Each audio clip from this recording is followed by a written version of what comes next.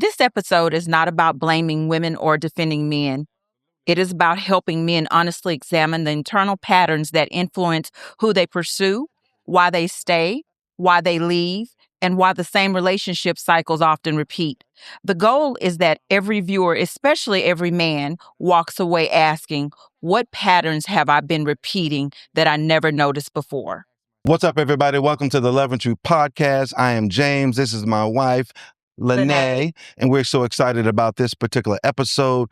Last episode, we had three beautiful women on the episode and segment, and we just talked about relationships. We talked about just discovery. We talked about challenges that women face while dating and said, you know what? We want to follow that up with a conversation with the men. So we've got some brothers on the set today, and we're going to talk about just, dating. We're going to talk about relationships. We're going to talk about not what's going on with the other person, but we want to talk about what's going on inside the man. So this is going to be a real reflective conversation with the man, open, transparency. And one of the things that men struggle with is just having a safe space to be vulnerable and just talk. So we're creating that safe space today so that our brothers feel comfortable just sharing. And hopefully we can help other men that are out there that may be dealing with some of the same challenges. And so, guys, welcome to the set. Absolutely. Welcome to the set. We're excited about this one. What I like to do, unless you want to say something before we get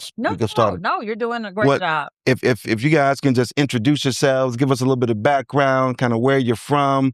Let's not get into all of the particulars, but just a little bit of who you are and so on. Yeah, so my name is Keto Gentry. I'm a Houston native, born and raised. I do marketing consulting here in the Houston city. And man, I do very well for myself, and I'm happy to be here on the show. Where can they find you? Your socials? Yeah, they can find me on Instagram at Keto Gentry. You can find me on TikTok at The Vibe Curator, and also Facebook and as well, Keto Gentry. Okay. Yeah. All right. Okay. And what's up, everybody? My name is Demetrius Walker. I'm a serial entrepreneur, DJ, and owner of Meek's Vegan Pizza here in Midtown Houston. And I like to talk. Where can they find you on your socials? You can find me on Instagram at Vote for Meek or Meekonomics. Meekonomics. Okay. Well, Awesome. Welcome to the safe space, first of all, and thank you for taking out your time. Being that I'll be the only woman here today, you don't have to worry about me interrupting like some women do. My God. And I apologize for the women that like to overtalk because we want to be heard and we're not listening. Yes. All right. So I apologize for that. So let's go, baby. Let's go. Let's get with it. So I want to begin with reflection instead of opinions. Mm-hmm. Right. Just take a moment to reflect here. When you look back over your relationship history, what patterns did you see in yourself? Not the women. What patterns did you see in yourself that kind of resonates and stands out?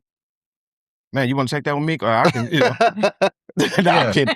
No, man, when I sit back and I look back in time, I think for me, a lot of it had to do with discipline. Not only just discipline, just understanding the nature of what commitment, honesty, all these things. I didn't really have that direction, growing up. I was just a little kid, just moving around, doing what I do. And so that kind of unfolded into, my, relationships or what have you, because I didn't have the knowledge, the understanding, accountability, things of that nature. So, when I look back, man, I take full responsibility for my actions when I look back. So when you say discipline, the lack of discipline, growing up, not really being modeled or okay. You got to follow up. Yeah. Because I want to ask the same question. He got to answer that one too. Well, let him answer. Okay. First. Yeah. It's a great question. I went back to ground zero just this past weekend. I was in North Carolina. Okay. I DJ'd my big cousin's wedding. Okay. And while I was out there in North Carolina, I remembered when I was 14 years old, I had my first job. Mm-hmm. I worked as a pharmacy assistant at Beth Abraham Hospital in the Bronx, New York. Okay.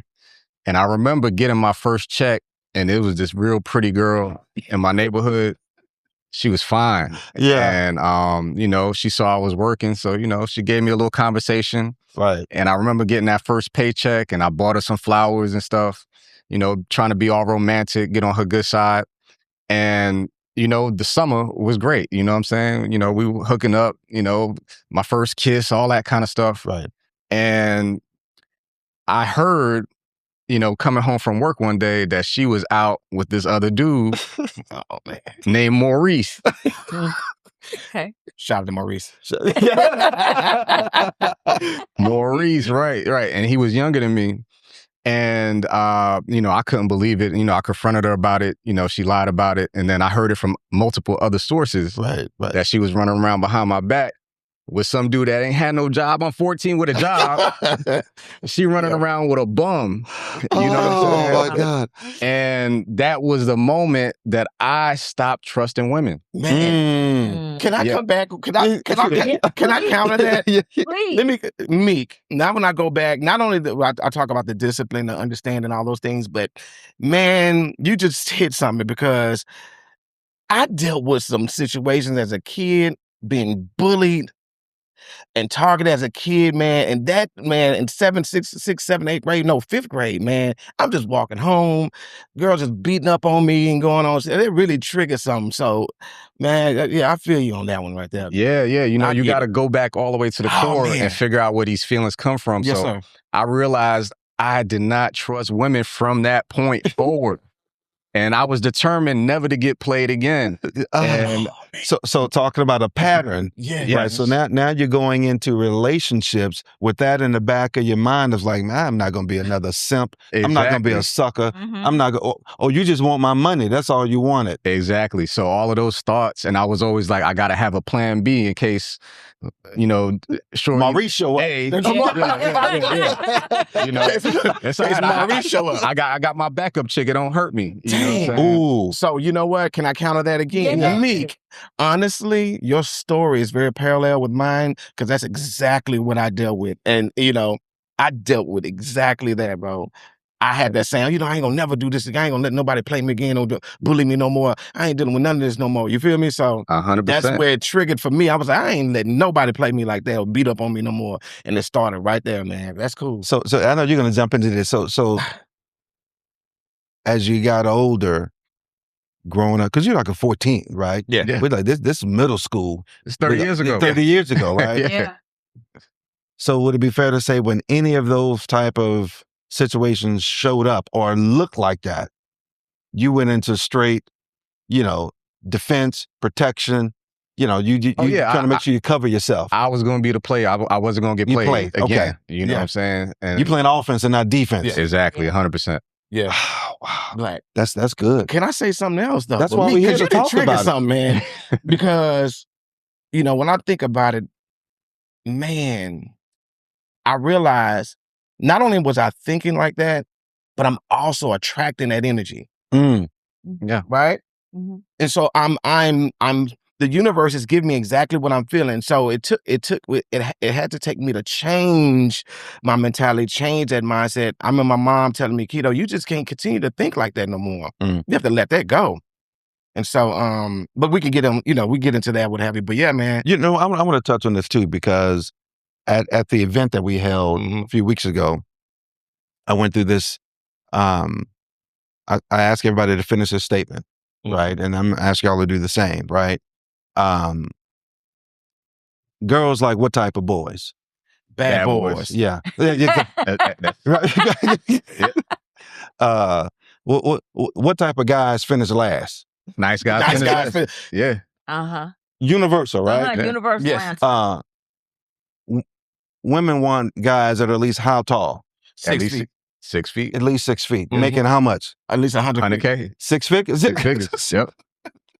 Yeah. So when we're talking about like patterns and how we grew up, you start seeing these similar patterns and everybody's kind of operating like that. But I'm gonna let you go because we sitting over here talking. Well, what follow-up questions did you have? Because this is really good. Well, I want to know, because that happened to you guys when you were younger, right? Yes.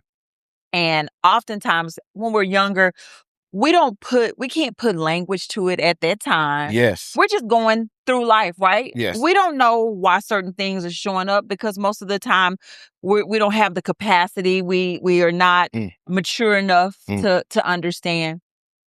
As you became an adult, though, when did you, because you said you just thought about ground zero the other day. Yeah. When did you think about, man, I'm realizing some patterns in myself about how I'm choosing? When did you discover that? For me, it was being married and divorced. So, at 29, I was like, man, I'm about to be 30. I need to go ahead and get married and start a family because I saw all my other friends were doing it. And I didn't want to be the last one that didn't get married and start a family. So I kind of rushed into a marriage. The woman just came along at the perfect time where I had already decided before I met her that I was going to marry the next one that I met. Oh, wow. And, I really didn't do the work to figure out whether we were truly compatible. And the marriage was turbulent and ended quickly. And, going through that process of coming out of a divorce, I learned so much more about myself, about how I like to communicate, just various things about how I wanted to interact with my partner that I didn't know prior to being married. And so I had to do some more self-reflection and really figure out, okay, am I the problem? What have I been doing wrong all this time where I allowed this situation to occur and to end it the way that it did? I mean, me and Meek just have the most similar. This is three. And it's almost like 3 to hardware over here, man. What he's saying, it's like I want. Sorry, but I really want to say a lot more. But it's like he's saying exactly how I was feeling, and just jumping into relationships and doing things just reckless, not just really thinking about it. And I was just more, again, just on the defense than more. I was just on the defense all the time. And so I was just always on the defense. And I don't trust this person. I don't know. I have a word that I use. I didn't have the words at that time to communicate or articulate how I felt. But now, like I say, right now, I have this thing where I was more in a observationship than I was a relationship. That's good. Right? I was always observing. I was doing everything as a boyfriend or in a relationship, but I was still observing, like, can I deal with that? Can I handle this? Do I like that? I don't know if I want to deal with that. So I was never committed. I was never fully in. Yeah. So I found myself doing that in all my relationships. So were you waiting for something to happen or to come up? I was lying to myself and trying to convince myself to think something that didn't even exist. So I just wasn't being truthful. Yeah. At the end of the day, it was me. What's funny, what Meek said earlier, a few minutes ago, I was at 20. I don't know what happens around 29, 30. Yeah. You just think you're supposed to have it figured out. Same scenario. All my boys done got married. I done been to 3 weddings. And I'm like, yo, man, I mean, what you doing? Right. Nobody's single anymore around me, right? They've all gotten married. And so I was like, okay, well, let me try to lock in somewhere and start. So that pressure to kind of align with kind of where you feel like you should be without doing the work. It wasn't no vetting process. It was just, okay. Yeah, because people tell you, oh, you don't want to be 50, 60 trying to play basketball with your kids. So it's like, all right, 30, all right, I could still buzz his ass a little bit if I need to. You know what I'm saying? Yeah. Well, 45, 50 with a 1-year-old. Yeah. Man. Nah, man, nobody's trying to do that. No, but that's real. So when you think about the truth about yourself, what was the hardest thing you had to admit about yourself as you kind of went through? And I think I stole my wife's question, but it's okay. What was the hardest thing you had to admit? The hardest thing I had to admit is that I like to be left alone. And women like to be number one in your life. You know, they want to see that they are the top priority in your life above work, above your hobbies, above anything, really, even your own family. And, realizing that I just actually prefer isolation a lot more than I realized that I do. Yeah. That was a tough thing. I'm a Capricorn as well. So, and I was about to ask him, what was your horoscope? Like, yeah, dude, I got my whole birth chart here. So this was a part of my process of self-reflection. I'm into astrology and the zodiac, and I'm really a science guy. So, this is all about math and gravitation, the gravitational forces that have an impact on how we evolve as human beings. Yeah. And so just doing that self-reflection, not only through this, but, reading various books, self-help books, exercise, and really just determining what my true limits are as a person. That whole process started after I got divorced. Okay. Man, okay. That's good. Here we go again. And Meek is just answering all my questions and things I'm thinking in my mind. But, again, self-reflection, man, just really digging in and get to know who I was, understand the dynamics of the person I want to become. And so, man, this is really good. This is really good, man. It's very healthy for me. I can say a lot, guys, but yeah, man. We got time. Yeah, Black. We got time. You can say go ahead. Now you got another question. Before we go to the next question, what I would like to say is, oftentimes we think that we are just falling into unhealthy relationships, right? And we're not. What we're normally doing is falling into patterns. Yeah. What we normally do is we fall into familiarity, right? Mm-hmm. And I love the one thing that was just stated. I just wasn't telling myself the truth. So one of the places that I know that we all, whether you male, female, where we have to be honest with ourselves. Mm-hmm. If you're not honest with yourself, you'll build every relationship on a lie because you went in with a lie. That's just like when we get into relationships. It's foolish to think that we go into the relationship based on a lie and then truth comes and it just, everything's good. That's not the way that this works. So for you to say that, I applaud you because most of the time we don't say, you know what? It was I wasn't dealing in truth with me. And when we don't deal in truth with ourselves, like we got a whole issue going on. So my next question though here is, you took my question, honey. I did. You did. What version of yourself was choosing those particular women?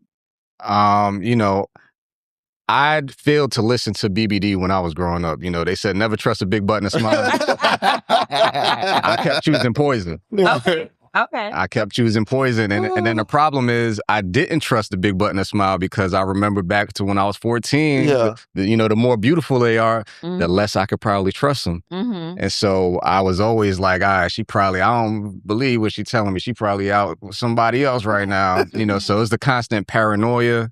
And, and I think that served to destroy many relationships for me because I just had no foundational trust whatsoever. So the version of yourself was the one where it's just the sight. I'm looking at the beauty. I'm looking at the, the primarily, big butt. Primarily. So you gravitated toward that. Primarily. And so can you say that began for a pattern for you as you began to choose your other relationships? I chose a lot of broken women on purpose because I was like, I would identify, first of all, appearance-wise, she meets my standard, she's somebody that I could brag about, that when I bring in a room, everybody's going to be like, damn, you did a good job. So that's ego-driven first and foremost. Okay. That's good. Secondly, they typically was something going on with them emotionally, a little bit of emotional instability. I tended to attract women that a lot of people would call crazy, and the crazier they were, the more attractive they were to me. Okay. The more unstable they were, the more attractive they were to me. I was like, I could work with that. You can fix that. That's good, man. God, dog. Before you answer the question, I have one other question. What was your relationship like with your mom? My mom was a strict disciplinarian growing up. We were very, very close when I was young, super young. I left home at 14 and I went to boarding school. So I was away from home from 14 on. I've been away from home. And so our relationship once I got into boarding school was, through the phone, and then the phone became few and far between the phone calls. I wasn't calling home as much. And so I do have a lot of, I feel bad that I didn't keep in touch with my mom as much as I should have. And even to this day, I have to remind myself, I got to check on mom. She's here in Houston. She did move down to Houston to be closer to me back in 2009. But my mom looks out for me in ways that no other person on earth has or will. And I'm constantly trying to be a better person for her and be a better son. Got it. Can I counter Please and with thank the mother? Mhm. So I have a phenomenal, amazing mom. She's just a wonderful lady.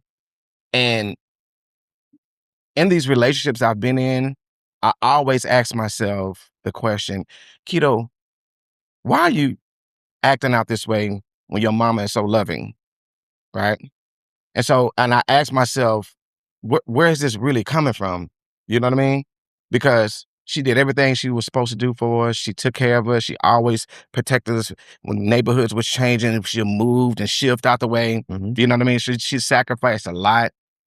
And so sometimes the women I've communicated with or I dated with reminds me of my mom because of their nurturing spirit. So I would always cater to that portion of it, not realizing they are crazy. They are a little off. And to Meek's point, I was attracting. I kind of liked that. I was like, oh yeah, I can work with this or whatever the case may be. Yeah.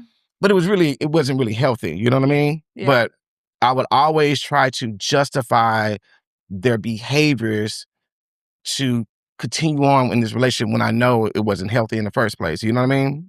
And so, but I always try to find something in that person so I can hold on to that.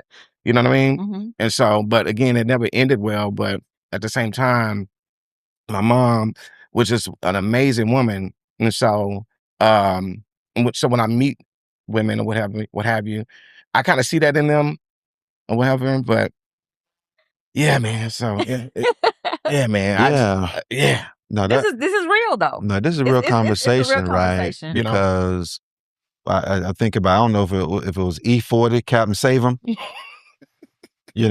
See, that's why a guy can be in a drive-through at Whataburger and see them brown little slacks she got on and be like, "What's up, shorty? I get, It don't matter. It don't matter. Yeah. And so you're looking for that because you said a little bit broken, got a little, She needed a little help. She needed a little help. A little guidance. I can help. And so is it?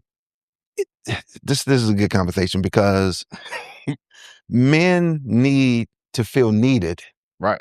Because if you just got it all together, then what do you need me for? Man, I've ruined our relationship. You know what I'm saying? Like if you're thinking like that, and if that's the energy, and some of it might be rooted in a little, maybe insecurity, a little ego, a little all of that stuff mixed in, but I'm choosing that, and I'm guilty too. Yeah. I mean, my mom, this is my younger brother, so he talking about the same lady, our mom. So I validate everything he says. It's true. But it's like, we saw our mom kind of work through, make things happen, struggling as a single mom with 4 boys. So you see somebody, struggling. It's like, you know what? My mom was going through that. Let me, maybe I can help her out a little bit. Right. You know what I'm saying? And so, but that was a pattern. Right. Like for me, dating, that was a pattern. I'm noticing the same thing in my retrospection as I'm looking backwards. It was always something missing that I could fill a void. Right. Wow. So it just kind of drove that. You got something on that? You just really tapped into something because now when I think about it, when I make the comment about seeing certain things in the women I've talked to, it was mom that I was seeing in them. And I was like, man, but not realizing I'm not Making a connection. I'm not making a connection. And, hearing my brother say that makes sense now why I was doing the things that I was doing because it was because of mom. Okay. Well, yeah. Yes. Yeah. Well, I want to say this though. my mom was such a great example for me that I did not believe that women could be dishonest until this little girl came along when I was 14. I didn't think women lied. I didn't think it was in the realm of possibility that women were dishonest. Right. Until that one little girl came She along. broke something in you. She ruined it for me. Yeah. No, Morris. Maurice, man. Maurice came along. What was this? Rashid. Man. Brother ain't got no job. Don't got nothing. Oh my goodness. Okay, no, that's good. All right, cool. So, let's jump into this. Okay. If today's version of you met the women that you dated 10 years ago, 20 years ago, would you still choose her today? Absolutely not. Okay. I'm a lot more wiser. Got a little more understanding. I can communicate better. I can talk better.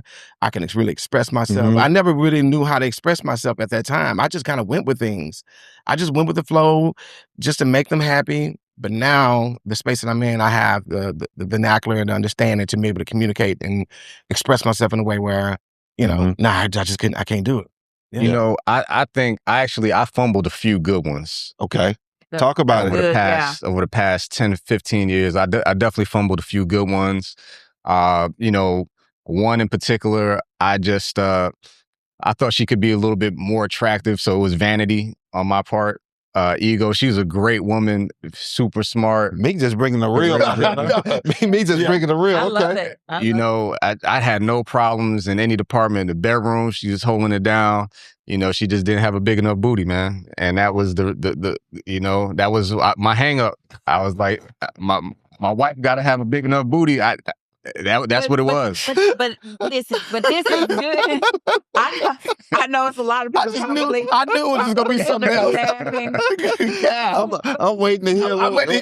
Okay. But it's good because he's speaking on behalf of what a lot of men that's actually. True. Yeah. So let me ask a question. Now, being that you're even talking about this because this is what you've been walking in. Yeah.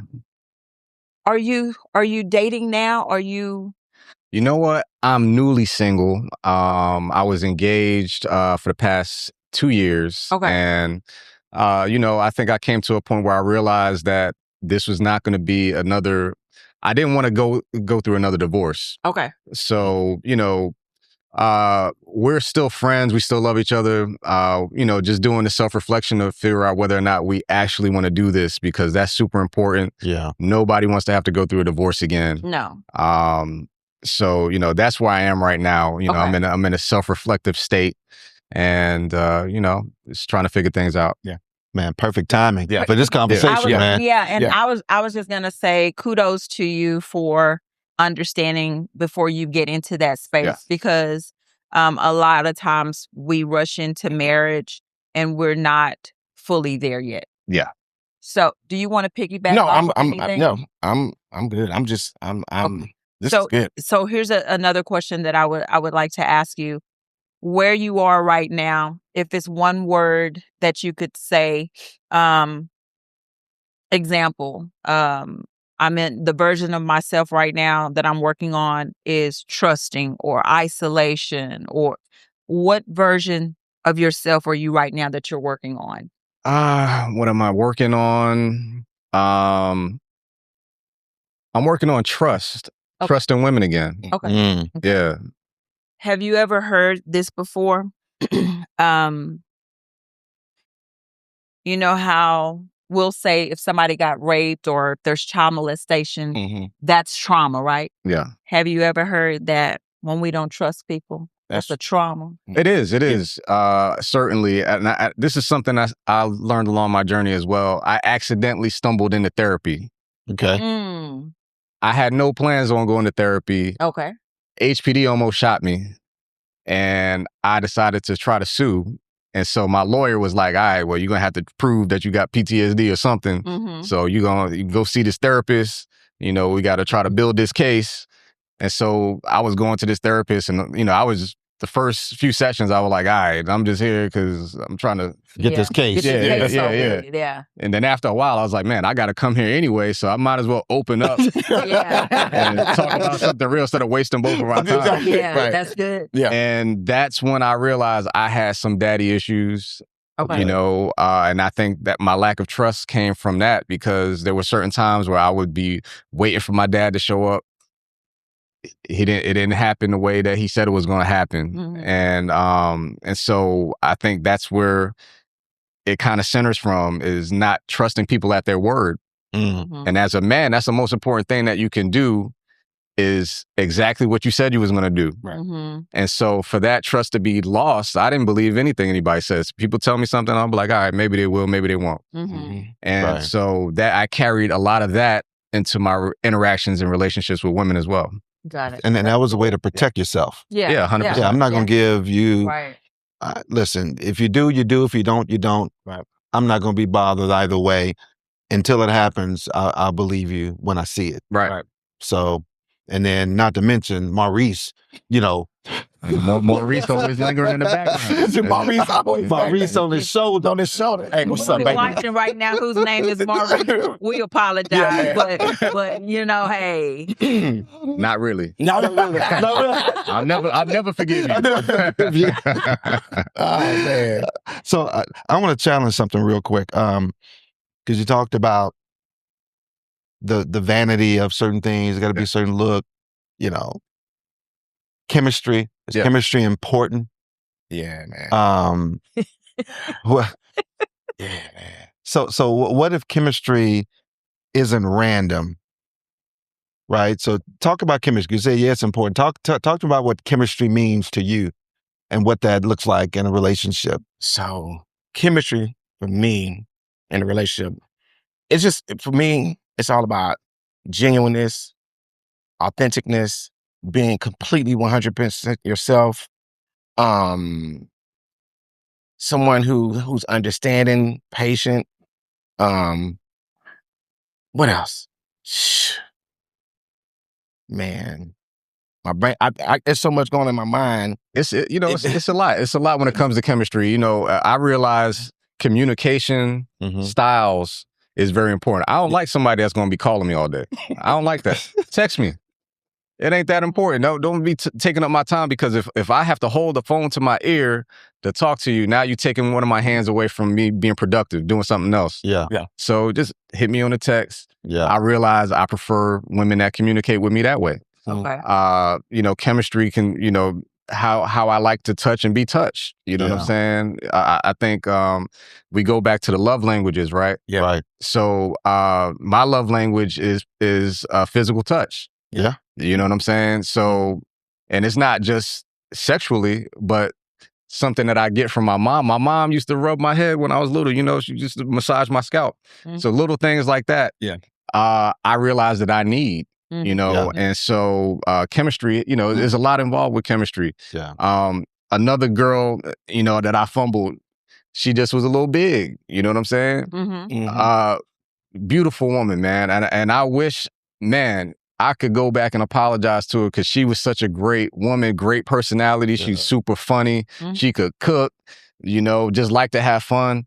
And it was the vanity thing, the ego thing. It was just like, all right, you know, I don't know. If I bring her around my friend, they're going to be like, you know. Right. And then I was super skinny at the time. You know, I don't put on a little muscle now, but it was just like we was walking around looking like the number 10. Oh, boy. But we had great chemistry, though, you know. I mean, it's okay. Listen, people like what they like. This is real talk, it is man. a real conversation. But people like my what they God. like. And I wonder if, no, I don't wonder if, I wonder how many people watching right now have done what Meek said.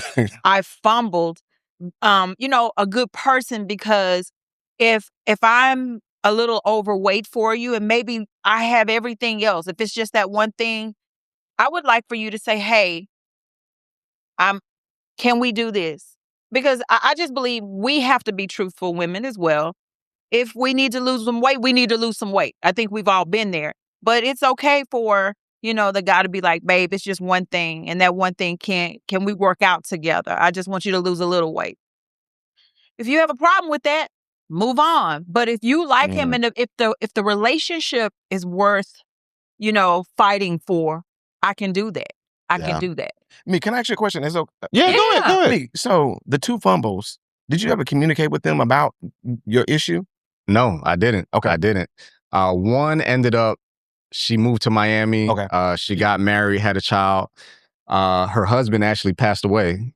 And she'd reached out on Facebook, the past few months, and we checked on each other, but I still haven't mustered up the courage to apologize to her for how I treated her badly in the past, Yeah, because I Was this the one that had the little? She had a little booty. Little booty. A little booty. I mean, because it made. I mean, years have passed. I mean, she put on. She's had a child. It may have filled out. Maybe. But she's very modest, so she don't post those kind of pics on social media. So I'm not sure. I don't know. Yeah. And I will say, I fumbled. I said, well, one.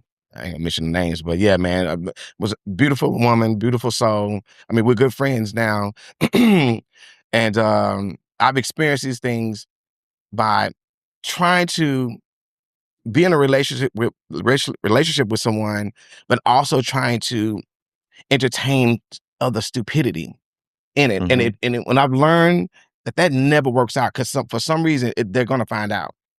They're gonna find out. They're gonna go through your phone.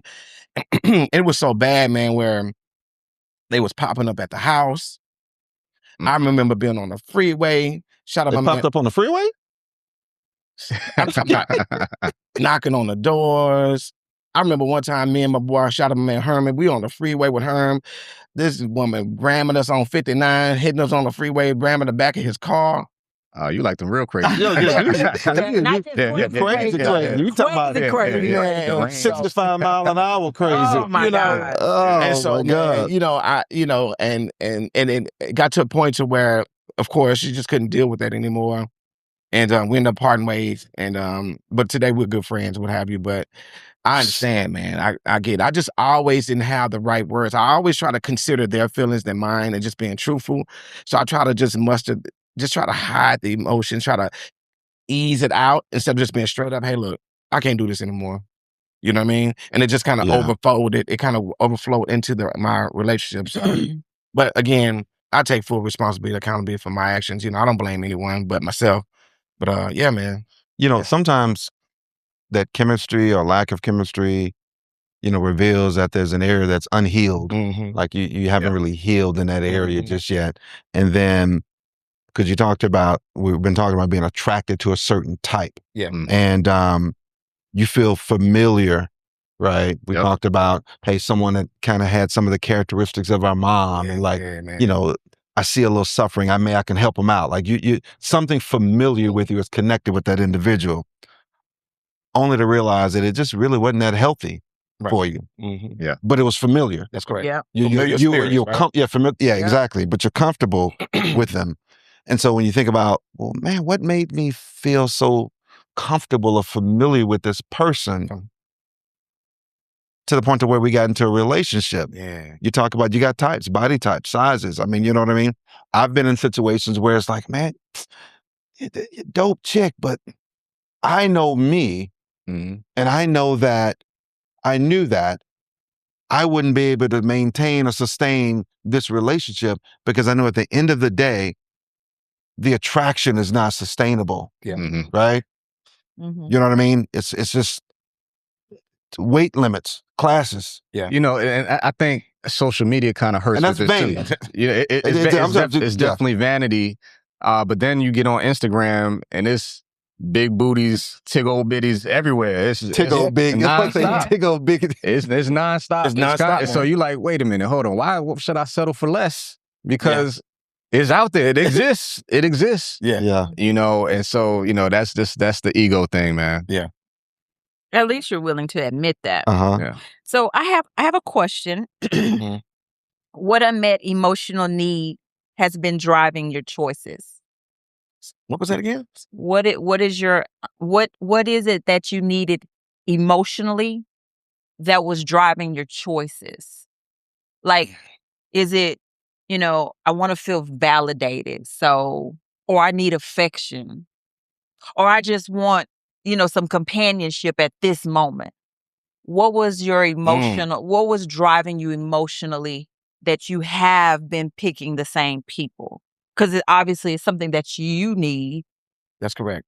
You know what? The relationships that I were in, I was really fighting for that connection, Mhm. feeling appreciated, Mhm. feeling validated, Mhm. feeling loved. Like me say, just look. I'm sorry. I was dating someone, rest her soul, my dad, and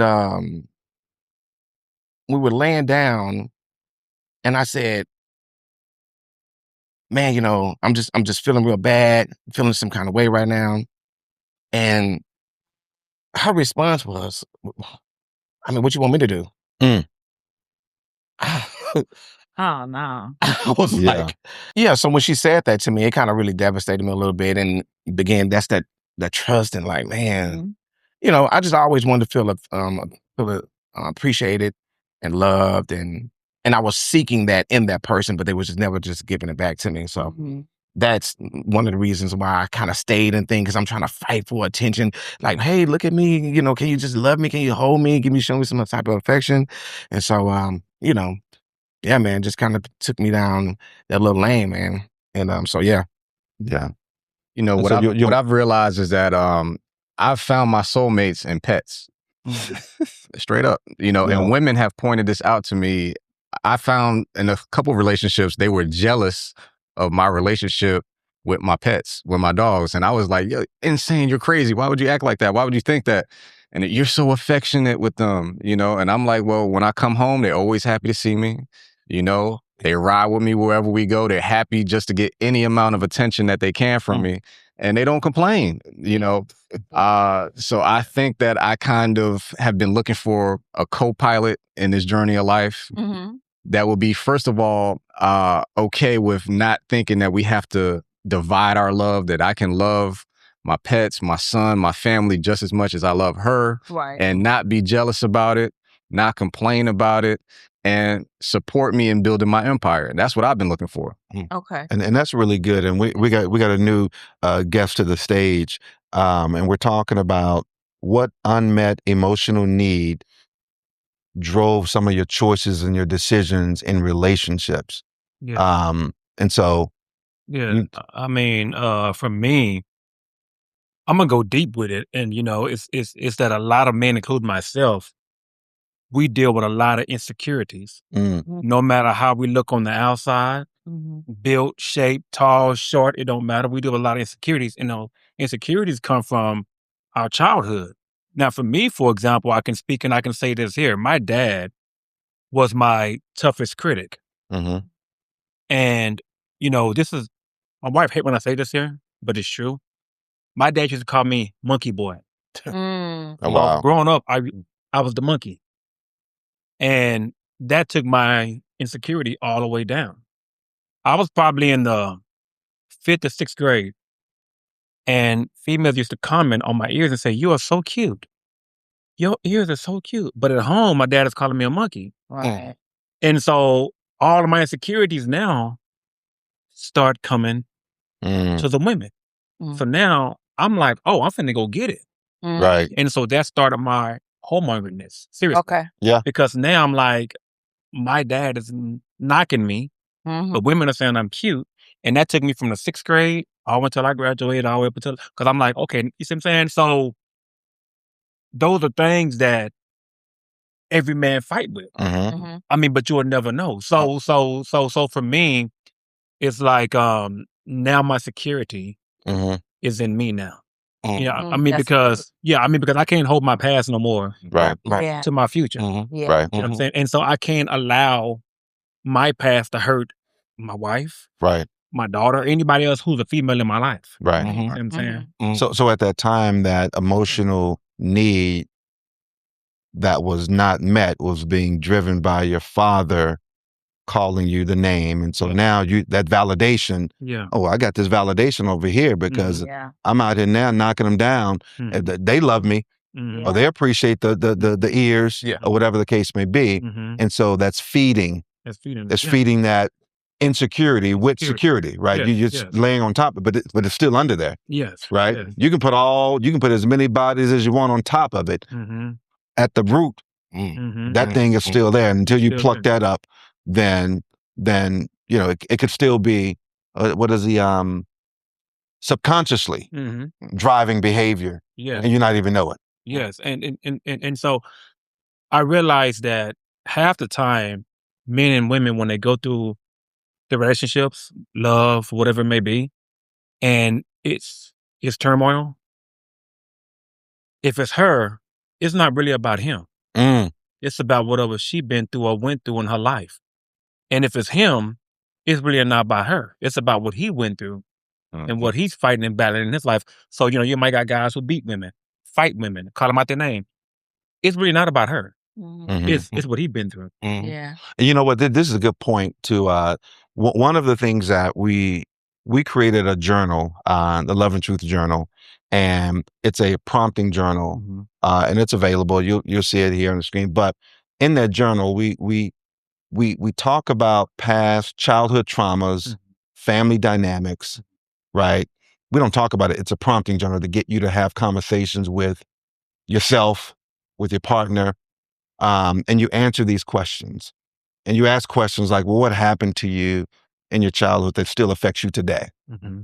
It's a private journal. You talk about it, you write it down. And if you're with your partner, now you can share that in a safe space and say, oh, I didn't realize you went through that. Right? And then the second stage of it is past relationships. It's promptings on, what was your last relationship like? Was it toxic? How did it end? Are y'all still in communication with each other? Like what happened in your previous relationships? Because oftentimes people drag their past relationships into the current relationship, but you never told her that your previous relationship, you were hurt. She treated you this way. Whatever happened, right? Yeah. And so we go through that journal prompting, and then the last piece is around, okay, so what are we dealing with? Like you said, it's not him or her. It's like what we've been through. So let's attack the root problem, but we got to get it on the table so we can talk about it. So I just wanted to plug that in there right there. So yeah, well, let me go ahead and plug this in. Go to www.loveandtruthpodcast.com. Join our community, number one. Number two, you can order the journal, and we're going to be doing some lives over there. So yeah. So then. Well, that was just a good place to plug in. Okay, so the next question. Yeah, go ahead. Okay. What relationship taught you the greatest lesson about yourself? Because before you answer, sometimes we get in relationships and it's not the relationship you needed to be in, but the relationship came to reveal something. Right? That's what some relationships do. That's why people are like, I wasted my time. No, you didn't. You learned something about you. So what relationship taught you the greatest lesson about yourself? Ooh, I fumbled another one. Well, Tony Romo is, man. And we're still friends, luckily. But so funny story. I had DJ'd her graduation party. She got her master's degree. When I DJ'd her party, she was actually married. Okay. But I knew it was like almost like love at first sight. As soon as I saw her, I was like, somehow, we're gonna connect. I couldn't figure it out because she was married. She had 3 kids. 10 years later, she's divorced, and we reconnect. And I'm telling her this. I'm like, this is how I felt when I first saw her. She's like, nah, get out of here. I'm like, nah, for real. And so I'm thinking this is destiny. It's meant to be. And so I'm gonna I'm gonna do whatever I have to do to make this happen, make it work. And everything is great. Chemistry is great. We love the same music. Everything was fantastic. And we decided not to rush into a relationship. So we said, we're going to take things slow because I had come out of a marriage. She come out of a marriage. And so we didn't put a title on it.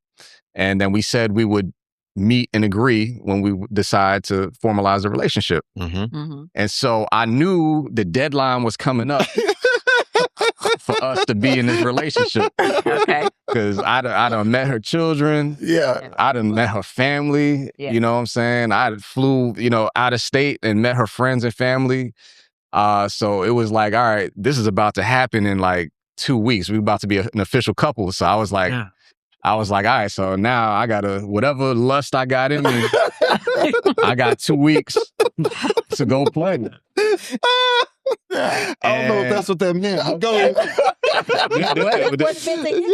At the time, because I hadn't evolved past this thought, and then I had this other girl that I had met out of town, and she's like, "Hey, I'm gonna be in Houston next weekend. Let's hook up."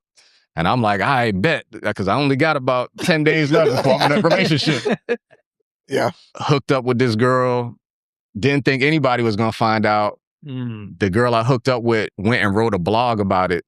About this wonderful guy in Houston. He's a DJ. She didn't name me, but she listed everything about me. It could only be me. Yeah. Wow. And this gets published to like Bossip, right? And straight up. Wow. And like immediately women in Houston reaching out like, yo, this girl wrote this thing about you. And I was like, what? Gets back to the girl who I was about to be in a relationship with, and that's what ended it. Wow. And so what I learned is that Wow. Yeah, that's good, man. That's wow. Yeah. So what was the lesson? the lesson was in lust for me, controlling lust. Yeah. Because I messed up potentially a great thing for a weekend with some chick. I don't even remember the girl's name. Wow. Wow. Yeah. Wow. I'm going to say this one thing about what you just said, and thank you for all of you guys, for being very honest.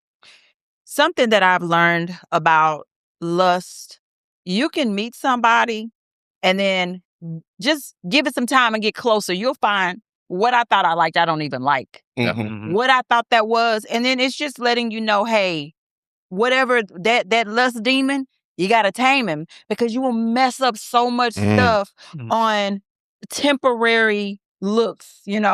That's what got Adam and Eve. This fruit still look good. It still look good. So anyway, what's your next question, baby? No, they got to answer this question. I'm sorry. Yeah, I'm they sorry. got. Meek be coming with the bangers. Yeah. This is good. That's 3 fumbles out in there. I got one. That's 3. You got one more? Man. So the question was, what relationship taught you the greatest lesson about yourself? Honestly, just being truthful with myself, being honest. What was the relationship? Kind of give us a little. Where you weren't being truthful. And you decided you need to be truthful. Well, yeah. You got to give us a little bit of the. Golly, man. Without naming names and writing blogs. Wow. We got a whole column written about it. Shoot, nothing as devastating as this. But, but I'm, what? So not being honest created what? Like something happened. Like I wasn't being honest, transparent, truthful. Like which relationship that's kind of really crystallized that? The relationship that I was referring to about the whole popping up, the women popping up and all these different things and knocking on doors. And, it just taught me, man, to show me that, man, just be honest and transparent with people. Stop misleading folks to thinking certain things when it's not what it is. And then on top of that, to add insult to injury, they already know you lying. Yeah. Yeah. They know you lying. They just want you to tell the truth. Yeah. Right. Yeah. Right? And then you can just move on. So it just taught me to just be honest, be transparent. And, so you don't have to deal with all the headache. Yeah. All the mess that comes with that. You know? Mm-hmm. And so can I go back to another question? You can. What I'm working on with myself is my spirit. Right? My spirit, really knowing who I am and not based upon what people think of me, right? Yeah. And just isolating myself into a space where I can learn more about me, controlling me, understanding me first. So that way I can go into a relationship peacefully with respect and understanding, Yeah. So that's just where I'm at. Just really just talking to me, going in the closet, just being honest, getting rid of all the nonsense and just deeply reflecting and letting all those things go. So that's just, I want to tap back into that. No, that's good. So, that's good. Yeah. Mr. Duncan, what you were gonna say? I mean, so for me, I'm not gonna be like my boy over here fumbling balls. yeah. I think what I did, Yeah. I actually caught the pass. Okay. Okay. The pass was thrown my way, Mm-hmm. and I had to run a 10-yard out. Okay. I ran that 10-yard out, and I'm gonna go all the way back when I first met my wife. Mm. I took her out with me. We went to his spot that he was hosting at the time. We walked in. Keto was like, "Hey, my boy, hey, what's up, boy?" And he said, "Yo, this your wife." Mm. He said, "This is your wife." Yeah. And we was just dating at the time. Yeah. Uh-huh. And he said, "Man, this your wife, bro." Out of everybody I done seen, Yes. Yes. this your wife. I said, "All right, cool." Now I kind of knew that. Mm-hmm. So we go ahead and get engaged, and we're together now. And before I got my wife, I was dating this other chick who was high profile. Mm-hmm. She had a lot going on, a lot of rental properties, HR, just doing great things. But I caught her cheating on me with one of her employees that she was over. Okay. And I went out one night just trying to have me a drink. And I was at the bar is when I see my wife sitting down. Mm-hmm. So fast forward, my ex now is trying to get me back and doing everything in her power to get me back. She's calling me. It's like, "Hey, listen, I'm finna move to Buffalo. You could take over the rental properties in the Heights. And I'll pay you so much a month, but let's just work on this. I'll pay for counsel. I'll do everything." I'm just like, "Nah, I'm good." Because now I don't met My wife. chick. Mm-hmm. Exactly, my wife. Mm-hmm. And confirmation came from Keto. Mm-hmm. So me and my brother and a homeboy, we're out one night and I get a phone call from this other chick who says, "Hey, boy, how you doing?" I said, "Hey, girl, what's up, man? How you been?" She said, "Man, I'm just chilling." I said, "Man, where you been? I ain't seen you in a while." "Oh, I'm in the city." "Where you at?" I said, "I'm at so-and-so spot." She's "All right, I'm gonna slide through there." I said, "Who you with?" "By myself, boy, I'm gonna come through and have a drink with y'all." I said, "All right, come on through." Well, she came through. She had my ex with her. Oh. And my ex just got in town. And so my ex got out the car, come in the club where we smoking cigars at. And she goes, "Hey." I'm like, "What's up?" She was like, "Well, I'm in town. I want to talk to you. If we can just talk." And I'm like, "Nah, it ain't gonna be good. My brother's right here. My homeboy's right here, And she goes, "Well, listen, I'm at a hotel. Here's my number. Here's the hotel I'm at. Just come through. Just give me an hour to talk to you." And she left, right? True story. I can't even make this up. She left. I still had a full cigar. I looked at my brother and I said, "Hey, y'all, I'm finna head to the house." Yes, sir. I put that cigar out and I went home to my future wife. Mm-hmm. Yeah. And now we're married 5 years in. That's good. But what it taught me was that men can have control Yeah. Mm-hmm. when we choose to have control. Talk. That's good. Just like women can have control. Talk. But I got my butt home. Yeah. And I think that's what saves me Mm-hmm. from not fumbling the ball. Yeah. Seriously. You ran that 10 and out. Story. Yeah. That's what's up. That's a good story. Were you gonna say something, Keto? No, it's very because that's just really good, man. It's just really good because I remember him coming. Yeah. Yeah. So prior to that, I don't know if this is the same person. Mm-hmm. He came with someone to this particular place I was at, Mm-hmm. and I was like, Like, yeah, it was her. I was like, Some weeks went by. He came again, and that's when I said, "That's your wife. Mm-hmm. Yeah. Okay. That's her." Yeah. And sure enough, he looked at me and said, "Got it." He said that. Got it. Mm-hmm. And the most beautiful woman ever, fun, charismatic, personable, smart. She's a scientist, right? Mm-hmm. Just super smart. Just so cool, down to earth, just beautiful soul. Yeah. I'm so happy for you. Yeah, that's awesome, man. that is good. Can I say this? Yeah, go ahead. Yes. A lot of my knowledge and information when it comes to relationships is from watching, and paying attention. That's why I learned, Mm-hmm. And seeing how someone can commit. And I'm seeing it. I watched it. And so that's where my inspiration comes from. Yeah. That's awesome. Because I never was really taught it, Yeah. but I watch it. So I had good examples. Yeah. You know what I mean? Mm-hmm. Even Meek is he's a good dude though, man. He's a great Oh, guy. Yeah. You know what I mean? I've evolved. Yeah. You know, Yeah. and I think that's important is finding somebody that you can evolve with. Yeah. Mhm. And not expecting them to be the same exact person from the beginning of the relationship. That's correct. Correct. Yeah. So, Yeah. Correct. you know, that's what I look for now is Mhm. can I evolve with this person? Right. Yes. Yeah. That's, Yeah. And that's good. You know what? And then just a closing comment because we're at time. Like I like what you just said. And what would you say? And if you can say to the brothers in the camera that are watching. Who, me? No, not you. Him. Oh, No, you ain't no brother. Looked at me, baby, and I'm trying to figure. You ain't talking to no brothers in no camera. I think the main thing I would say to any man that's watching this podcast is that find out who you are. Enjoy and love who you are. And when you find out who you are, you won't try to get with a woman or make a woman into what you want her to be because you're already that. Now she's just coming in and she's complimenting everything who you already are. Period. Awesome. Beautiful. I love that. Okay. Want to close us out? Go ahead. All right. Well, you know what? Thank you guys for tuning in on this episode. And what is the title, baby? What's the title? Yeah, what's the title? Oh, it's going The Man in the Mirror.